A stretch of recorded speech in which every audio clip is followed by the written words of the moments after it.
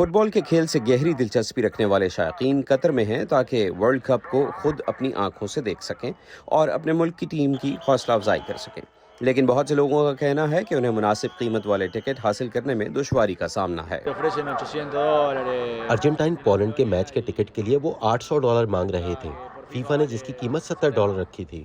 یہ وہ قیمت ہے جو منافع کے لیے ٹکٹوں کا کاروبار کرنے والے ایک شخص نے میٹائس مورسینا کو بتائی، جو اپنے ملک کی ٹیم کا کھیل دیکھنا چاہتے تھے۔ صرف وہی نہیں، فٹ بال کے بہت سے شائقین کا کہنا ہے کہ وہ فیفا کی آفیشیل ویب سائٹ پر ٹکٹ خریدنے سے قاصر رہے، حالانکہ وہ دستیاب تھیں۔ وی او اے کے نامہ نگاروں نے بذات خود اس مسئلے کا مشاہدہ کیا اور متعدد کوششوں کے باوجود وہ دستیاب ٹکٹ خریدنے میں ناکام رہے جو کہ بظاہر وہاں موجود تھیں۔ اسی وجہ سے کچھ پرستاروں کو مجبوراً ان ری سیل پورٹلز پر جانا پڑا۔ فیفا نے جن کمپنیوں کو اجازت دی ہے وہ تو اس کی اپنی ویب سائٹ پر ہیں، لیکن کچھ اور جیسے تائیکومبو اور سٹب ہیب انٹرنیشنل بھی ہیں، جہاں شائقین بہت زیادہ قیمت پر ٹکٹ خرید سکتے ہیں۔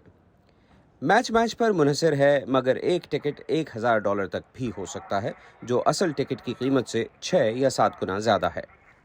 کچھ لوگ اسکیلپرز سے بھی ٹکٹ خرید رہے ہیں، یعنی وہ لوگ جو ٹکٹ خرید کر جمع کر لیتے ہیں پھر انہیں اسٹیڈیم کے باہر زیادہ قیمتوں پر بیچتے ہیں، لیکن یہ ٹکٹ نہ صرف بہت زیادہ مہنگے ہوتے ہیں بلکہ بعض اوقات جعلی بھی ہوتے ہیں۔ میں ٹکٹ ذخیرہ کرنے والوں اور منافع کے لیے بیچنے والوں دونوں کا دشمن ہوں، ایک سخت دشمن۔ اسکیلپر سے خریدنے کا مطلب اس طریقہ کار کو فروغ دینا ہے۔ فیفا کی ویب سائٹ یہ کہتی ہے کہ ورلڈ کپ کے ٹکٹوں کی آخری منٹ کی فروخت اسی وقت کی جاتی ہے اور یہ پہلے پائیے کی بنیاد پر مخصوص ہوتی ہے۔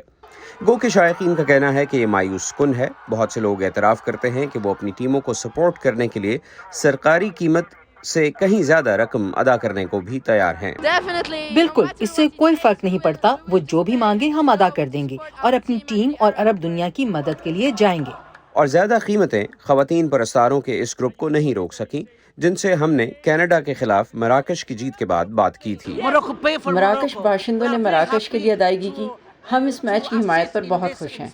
کیلر سپورٹس اسٹڈی کے مطابق جو لوگ سرکاری قیمتوں پر ٹکٹ خریدنے کے قابل ہوئے، انہوں نے بھی 4 سال پہلے روس میں ہونے والے ورلڈ کپ کے مقابلے میں 40% زیادہ قیمت ادا کی۔